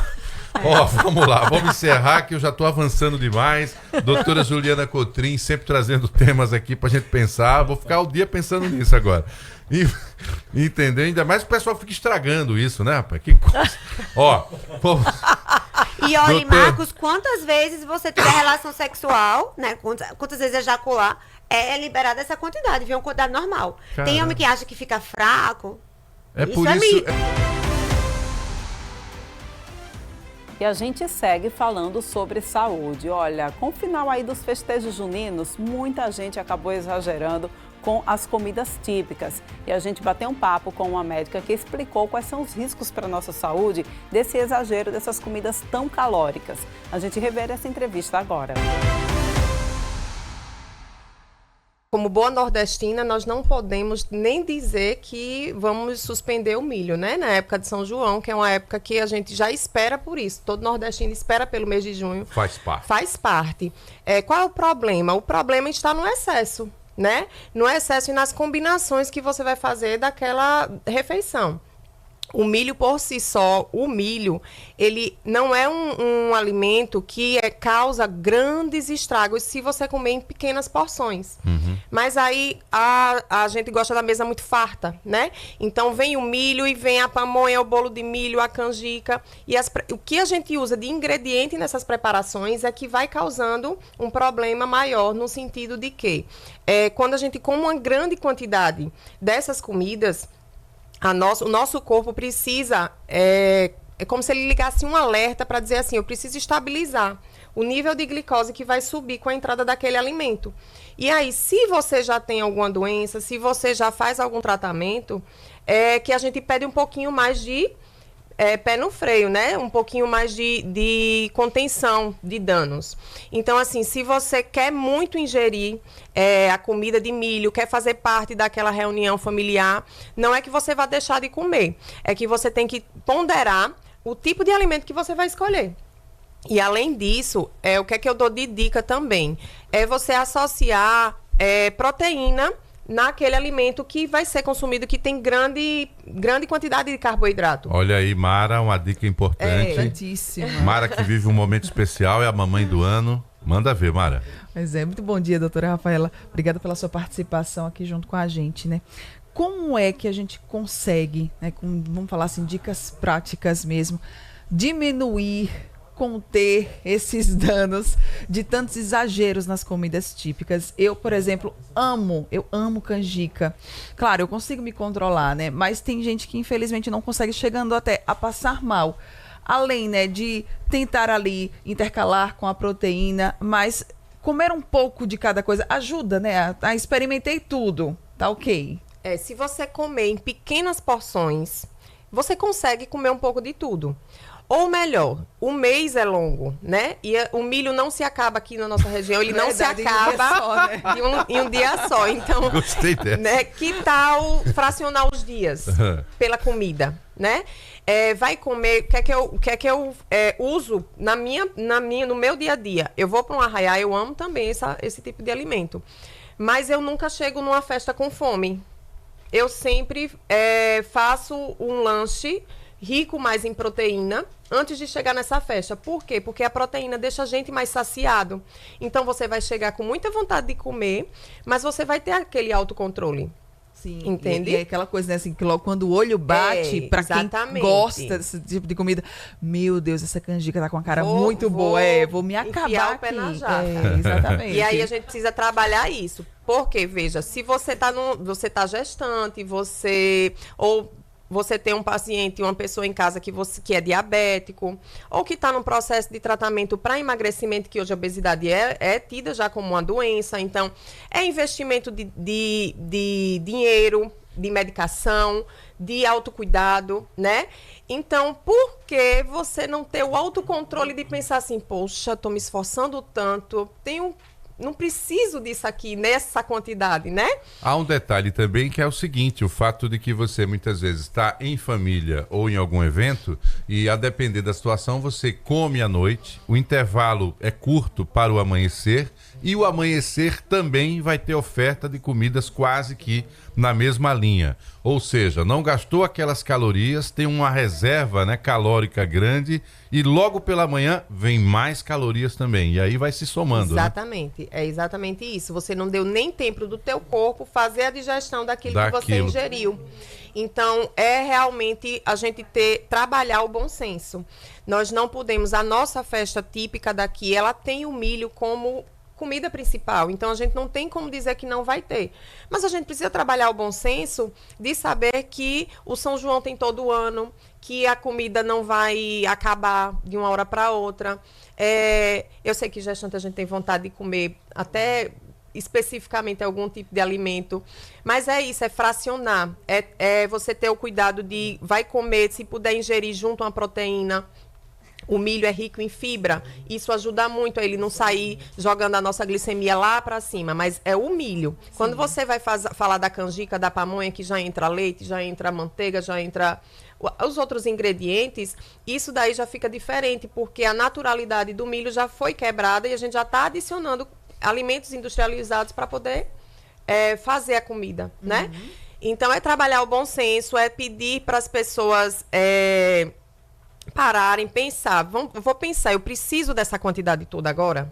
Eu posso fracionar isso aqui em outras alimentações, em outros horários, né? Em colocar um pedacinho de canjica depois, por exemplo, que eu tiver tido. Eu almocei, me deu a vontade de comer um docinho, como um pedacinho ali, porque você comeu ali no seu almoço, digamos que você comeu fibra, comeu proteína, então você está preparando o seu organismo para receber aquela quantidade toda de carboidrato que tem nessa comida, né? Com milho. E são dicas muito legais, né? Porque a gente tem muitos arraiás, realmente. Às vezes é arraiá do trabalho, é arraiá, sei lá, da família, dos primos. O pessoal sai, na verdade, inventando motivo para ter festa, né? Durante o mês de junho. E nós, se você for parar para pensar, tudo que a gente vai celebrar, nós temos comida presente, comida e bebida, né? Então, se a gente trabalhar realmente o autocontrole, porque se a gente conseguir fazer isso, a gente consegue participar de tudo. Ter boas experiências em todos os locais, né? Eu não vou para uma festa e fico 100% sem comer, eu como, eu me divirto, mas eu tenho a consciência de que eu tenho o autocontrole, né? Eu me preparo antes de chegar na festa, eu não chego na festa com fome, eu faço o meu lanchinho em casa para chegar e ver, eu vou olhar com calma e não vou sair devorando. A gente vai agora para um rápido intervalo. Na volta, a gente vai falar sobre arte e rever uma entrevista também com um cantor alagoano que está fazendo sucesso no cenário musical.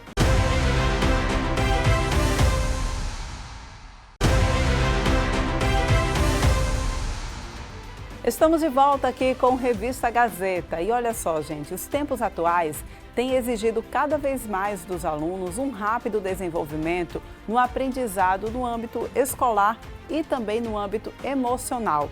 Mas como as escolas podem garantir um ambiente acolhedor para a conexão das emoções?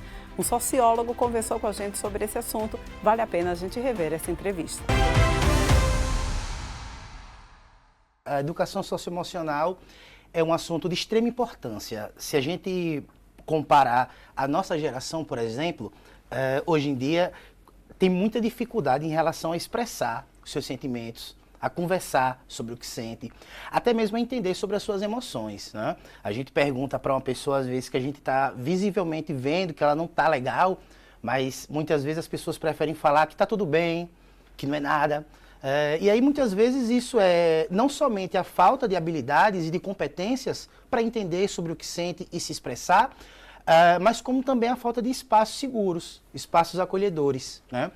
E a proposta do programa da RUG de Educação Socioemocional é justamente, em parceria com as escolas, estar podendo criar esses ambientes, né, que, além de seguros, sejam acolhedores, sejam ambientes onde os alunos e as alunas se sintam confortáveis para desenvolver, né, através desse nosso programa, essas habilidades e essas competências que facilitem o entendimento não só sobre a pessoa enquanto indivíduo, mas as relações que elas estabelecem, né? Estamos estabelecendo relações a todos os momentos, e com isso vem as emoções também, logicamente, né? Verdade. E é muito interessante você falar sobre essa questão dos ambientes acolhedores. Porque muitas vezes, em casa, esses alunos eles não encontram esse ambiente acolhedor. Perfeito. E a escola pode ser, né, um ambiente acolhedor, inclusive que depois venha a se tornar uma ponte de ajudar com que esse aluno ele também encontre em casa, com os seus pais, com os responsáveis, esse ambiente em que ele se sinta confortável de poder falar sobre as suas emoções, sobre os seus sentimentos, né, Petrônio? Perfeito, né?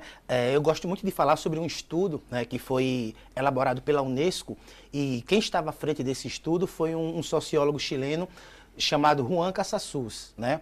E dentro desse estudo dele, a proposta era que ele observasse quais os elementos que faria com que os estudantes tivessem um bom desempenho escolar. E é interessante porque dentro desse estudo, Casasus levantou que a estrutura escolar é muito importante, que inclusive a aproximação da família também é uma coisa muito importante, mas ele percebeu algo que chamou muita atenção dele, que foi justamente a criação desses espaços, né, confortáveis e seguros para as crianças, que a escola fosse um espaço seguro, emocionalmente regulado, né? E o interessante da educação socioemocional é que quando a gente trabalha esses aspectos no espaço escolar, a criança e todos os envolvidos, na verdade, acabam internalizando essas ferramentas e reproduzindo em outros espaços. Então, tão importante quanto é isso ser trabalhado nas escolas, é perceber como isso tem uma amplitude muito maior, como isso acaba tocando também outros aspectos e outros ambientes, né, onde as pessoas que estão envolvidas com a educação socioemocional acabam levando. Eu costumo dizer que eu, por exemplo, enquanto consultor pedagógico, carrego isso muito não só para a minha vida profissional, mas sobretudo para a minha casa, para a minha família, para as relações que eu estabeleço. E assim a gente acredita que funciona também, né, o desenvolvimento dessas habilidades com essas crianças, para que elas possam também estar estendendo essa ideia que é tão importante, né, hoje em dia, não só para o entendimento do indivíduo, mas, como a gente está falando aqui, para as relações que a gente estabelece. Verdade. Educação socioemocional, esse é um termo, né, bastante interessante. Ele também, né, ela também, na verdade, ajuda até mesmo, por exemplo, no combate ao bullying, que é esse assunto que a gente acaba vendo muito também nas escolas. Perfeito. Dentro dessas habilidades e dessas competências, né, que a gente tanto fala, que é desenvolvida pelo programa, a gente pode falar muito sobre a questão do respeito, a questão da empatia, a questão do desenvolvimento do pensamento crítico acerca dele e do ambiente onde ele vive, a questão do olhar sem julgamento, né? Então, quando a gente pretende e propõe discutir sobre esses valores dentro do programa de educação socioemocional, diretamente isso nos leva também a combater determinados fatos sociais que são reproduzidos e naturalizados dentro desses espaços. Infelizmente, o bullying é algo, né, é um sintoma, pode-se dizer assim, muito reproduzido e naturalizado no espaço escolar. Então, a gente tem, inclusive, várias intervenções de forma direta com alunos, com alunas, né, dentro da proposta do nosso programa, onde a gente pode criar um ambiente de conversa sobre eles, levar materiais para que os educadores e educadoras possam estar trabalhando essas temáticas de acordo com as necessidades. Muito bem. Na prática, como é que funcionaria, hein, a educação socioemocional? Como é que a escola ela aplica isso, ela passa para os alunos? A gente desenvolve um material, tanto físico quanto virtual também, né? A princípio do primeiro contato, a gente faz uma formação de todo o corpo escolar, na verdade, porque não adianta a gente só levar o programa, o objeto a ser trabalhado, mas que isso não seja entendido, a necessidade disso não seja entendida. Então a gente faz uma formação inicial com todo o corpo diretivo, com todos os professores e professoras, e a gente promove um acompanhamento, né, mensal acerca do desenvolvimento desse programa, onde nós, enquanto consultores, nos deslocamos até a escola, né, criamos vínculos não só orgânicos, mas a gente também estabelece alguns canais de contato através de redes, né, para que a gente possa, mesmo à distância, estar se conectando. E aí a gente vai realizando essas consultorias, que elas acontecem de forma mensal, no mínimo uma vez por mês, e a gente vai ali juntos, de mão dadas, tentando vencer as problemáticas que surgem em relação ao desenvolvimento desse programa. Muito bom. Temos uma plataforma também, né, que funciona como auxílio de ferramentas que ajudam no desenvolvimento desse programa. Muito legal, né? E como é que as crianças e os adolescentes, eles podem participar desse programa? Certo. Uma das principais características, né, do programa de educação socioemocional é o protagonismo. A gente costuma falar que o olhar que deve ser direcionado para o aluno, para a aluna, é um olhar na perspectiva integral. E quando a gente fala integral, não é necessariamente o tempo que ele passa dentro da escola, mas como a gente percebe esse aluno. O aluno ele precisa ser percebido como um ser humano, que carrega emoções, sobretudo de outros espaços de onde ele anda, da casa, da rua, com os amigos. Então, o programa de educação socioemocional, ele visa o protagonismo do aluno. Então, é um programa onde ele interage, onde ele fala, onde ele pode se expressar, sobretudo onde ele tem espaços para escutar também outras experiências. Então, todas as nossas atividades, elas são relacionadas, são atividades que têm histórias, por exemplo, nos livros ficcionais, mas que se relacionam muito com as problemáticas que a gente percebe na sociedade atualmente. E aí a gente cria esse vínculo, né, de um assunto que ele acaba se tornando um assunto muito real e muito presente na vida do aluno. E aí, com todo esse espaço de protagonismo, ele pode expressar-se, ele pode conversar e ele pode desenvolver necessariamente essas ferramentas e essas habilidades que são fundamentais para que ele possa se desenvolver enquanto ser humano, não só na escola, mas nos outros espaços que ele frequenta também. Muito bem, para a gente então finalizar, né, aqui esse nosso momento, essa nossa entrevista, vamos deixar uma mensagem, né, sobre a educação socioemocional e sua importância, porque daqui a pouco as aulas estão voltando, então acho que esse é um tema que é muito importante. Sim, é muito importante que a gente escute, que a gente dialogue. A gente vive numa sociedade onde a comunicação, muitas vezes, ela se faz de uma forma muito violenta, né? Então, eu acho que o exercício de ferramentas como o diálogo, sobretudo a escuta ativa, o acolhimento e o olhar sem julgamento, é algo que deve ser praticado não só no ambiente escolar, mas em todos os outros ambientes que a gente frequenta também, né? Então, a dica é que a gente perceba mais o outro, que a gente se perceba também e que a gente possa aprender cada vez mais dentro desse processo. E vamos falar agora sobre arte. É que o cantor e compositor Luciano Luiz está lançando agora, no dia 4 de julho, o seu novo videoclipe Mal Pagador. Esse é um importante passo na carreira do artista que vem se destacando na música brasileira, combinando aí a inovação e a tradição da música. Vamos acompanhar. Esse contato com o público que cada vez mais aumentou e a gente teve que vir para cá por conta disso, né? De muito trabalho que está abrindo portas para o Brasil inteiro. Que legal. Aos 13 anos, foi assim que você começou? Na verdade foi antes, né? Que a gente começou cantando na igreja. Sim. Aí na igreja já tem aquele pessoal que gosta de um pagode. E aí foi indo e a gente já começou a se desbancar para poder fazer o trabalho mesmo, né? E aí você passou por algumas bandas, foi isso mesmo? E depois foi que decidiu seguir a carreira solo? Foi. Quando eu morava em Mato Grosso do Sul, né? Eu passei por algumas bandas onde eu conheci umas bandas nacionais, que são Sorriso Maroto, conheci a galera do Pichote. A gente teve contato com vários artistas que também abrangeu nossa bagagem, né? Deixou nossa bagagem bem cheia. E aprendemos e estamos aí agora com o trabalho, depois que vim para Maceió, a gente vem com um trabalho mais autoral, com a linha diferente do que a gente já vinha trabalhando antes. Exatamente, e é sobre esse trabalho autoral que eu quero falar agora, porque já, dia 4 de julho, vai ter lançamento de videoclipe novo, música nova, autoral, Mal Pagador. Música Mal Pagador, a galera tá me cobrando já faz um tempo esse clipe. Solta esse clipe, pelo amor de Deus, e a gente só vai liberar agora, a partir do dia 4 de julho, vai estar liberado em todas as plataformas aí. Tem muita surpresa, muita coisa boa, graças a Deus, Mara. Antes da gente falar então sobre a música, podemos aí ter uma palhinha dela? Claro, vamos aqui. Olha, vamos lá. Ao vivo, hein? O papo é assim, ó. Existe sempre malandro otário, que na malandragem quer ser professor. Pega dinheiro emprestado no Pix, cartão e é mal pagador. Todo final de semana se esbanja com grana lá no Maicai. Passou no boteco da bola, partiu, pulou pana do canoa, não sai. Disse da moda que é fama, status de bamba, sua ficha nunca é refrão. Tá me devendo, mas tá ostentando. Tá me devendo, se liga malandro. Tá me devendo e não quer me pagar. Com pose de rico na mesa de bar. Tá me devendo, mas tá ostentando. Tá me devendo, se liga malandro. Tá me devendo e não quer me pagar. Com pose de rico na mesa de bar. É por aí, viu, Mara?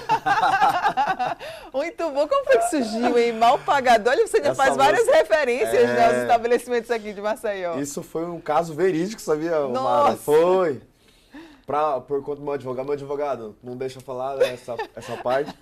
Mas, o jurídico bloqueou essa isso, parte. Mas o que eu posso dizer que foi um fato que aconteceu, um artista daqui deixou de pagar o músico e deixou de pagar 1, 2, 3 vezes. E depois pegou com o dinheiro do menino, né, do músico, tava gastando por aí. Foi um caso que ele postou, né, expôs o cara na internet. E aí eu falei, e eu com vontade de rir, não vou mentir, com vontade de rir, eu falei, cara, deixa eu fazer uma música. Você se inspirou, você Sim, vamos fazer uma música, né? Porque... Vamos rir e cantar. Vamos rir e cantar. A gente vai chorar? Não dá, vamos sorrir, vamos fazer samba com isso. E aí, você decidiu, então, gravar o videoclipe dessa música, porque essa música já vem sendo cantada, já vem sendo bem aceita, né, pelo público.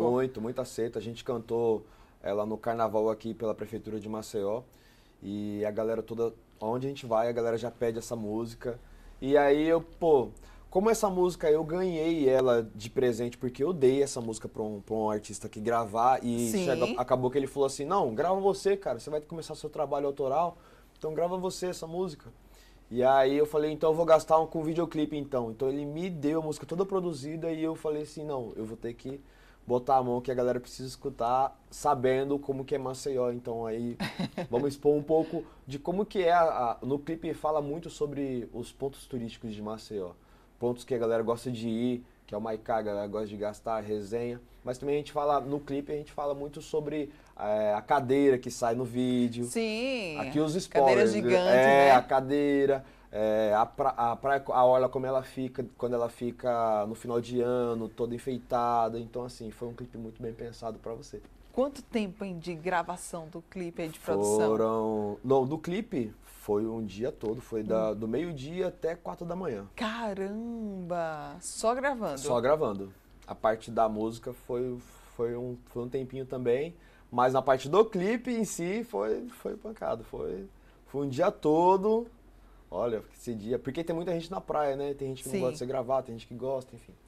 Aí conseguimos também ali outro spoiler. Conseguimos um cara na gravação, que a gente fez algumas casas, que a gente falou aí. E uma dessas casas aí tinha um cara, ei, isso aí é clipe, é? Eu falei, pô, vamos participar? Aí ele, vamos. Aí já virou friguinista já também ali, já é conhecido ali na praia ali já também, e pronto. Foi um negócio engraçado. Olha aí, muitos spoilers do videoclipe que você pode conferir próxima sexta-feira, dia 4. Isso, dia 4, disponível em todas as plataformas. Também lá no YouTube, no canal do YouTube, Luciano Luiz Cantor. Muito bem, a gente estava até vendo aqui algumas fotos de apresentações Sim. suas. Você que inclusive chegou até a participar do show do Grigo, foi isso? Foi. No Festival de Verão daqui de Maceió? Foi. O Krigo, a gente tem uma conexão muito incrível. Eu ajudei um menino que ele apadrinhou, que veio do Paraná e foi para o Mato Grosso do Sul. E esse menino participou do meu grupo. E aí a gente conversando, ele falou, você é de Mato Grosso do Sul? Aí perguntou o nome do grupo, eu falei, ele falou assim, cara, você ajudou o Paulinho e tal, não sei o quê. Até um beijo, Paulinho, depois eu vou mandar para você esse vídeo. E aí o Krigo pegou, a gente teve uma conexão, aí fui para São Paulo agora semana passada. E encontrei, eu falei assim, cara, vamos se encontrar e tal. A gente se encontrou, fizemos um bate-papo, fiz uma gravação do outro clipe, enfim. Depois, uma outra vez, quando ele vir aqui, ele conta. E aí o Krigo falou, não, o que eu puder fazer e tal, vamos fazendo e tal. E aí a gente teve esse laço, né, essa parceria. Muito bem. Podemos fazer mais uma música para mostrar um pouco mais do teu repertório? Claro, vamos mostrar sim. O repertório de show, a gente canta um pouco de brasilidades, né? E aqui em homenagem à nossa querida Maceió, tem que cantar esse sambinha aqui, ó. Mergulhar no azul piscina, no mar de Pajuçara, deixa o sol bater no rosto. Gazeta News, ai que gosto que dá. Minha jangada partiu ao mar. Gazeta News, canta comigo. Minha sereia, bora Mara, Maceió. Minha sereia, Maceió. Minha sereia, oh, Maceió, minha sereia. Muito bom. Muito Bem, bom. ainda sobre artistas que te inspiram, hein, Luciano? Menina, tem muitos. Tem viu? muitos. Tem muitos. A gente é uma escola eterna, né? Mas a gente pode falar muito sobre o Xande, eu falo muito sobre a energia dele nos palcos, né? Xande de Pilares. Por a gente trabalhar brasilidades, eu tive que aprender um pouco mais também sobre Jalperi, né? O cara da Bahia, vamos botar assim, Dolodum. Tive que aprender um pouco sobre, aprofundar um pouco mais sobre o sertanejo, aprofundar um pouco mais sobre cada ritmo que a gente tem hoje no Brasil, do forró. Tive que pegar coisas de Luiz Gonzaga, Gonzaguinha, tive que pegar coisas de toda a amplitude, todo o Brasil, para poder levar para um show. Caramba. Em si. E agradar o seu público. E agradar, porque o público hoje em Maceió, a galera tem muito turista que vem para cá, então acaba dobrando, né, a população. E acaba que a galera aqui é de Maceió também, por já acostumar com esse contato com muitos turistas, que acaba gostando um pouco de tudo também. Que legal, e muito bom. a gente pegou essa sacada e botou para rodar aí Maceió e também Alagoas. Bem, quem quiser conhecer mais sobre o seu trabalho, quem quiser já seguir lá no YouTube, né, e se inscrever no canal para ficar por dentro de quando sair o clipe, como é que pode fazer? É só acessar lá no Instagram, tá @LucianoLuizCantor. E no YouTube tá Luciano.LuizCantor. Luciano.LuizCantor. Vai estar lá a partir do dia 4, disponível para você aí o videoclipe da música Mal Pagador, nossa primeira música de trabalho, nenenzinho nosso, primeiro neném nosso, e que fez com muito carinho, com muito amor, você precisa apreciar. Mais um trechinho, então, de Mal Pagador, para a gente então encerrar aqui essa entrevista. Obrigada mais uma vez, obrigado, Luciano, Mara, pela sua participação coração, aqui junto com a gente. Próximo dia 4 de julho, tá? Então vocês conferem o videoclipe oficial. Mais um trechinho, vamos lá. Vamos lá. Obrigado, Gazeta News. Vamos cantar comigo assim, ó. A segunda parte da música aqui, ó. Toca cavaco, viola e na percussão sempre quer se exibir. Paga de jogador caro no gol, ele é o Tô, nunca se redimir. Ele é bom no ataque, no meio, defesa, em tudo que faz. Mas pagar que é bom que é nada, é um chororô e dá sempre pra trás.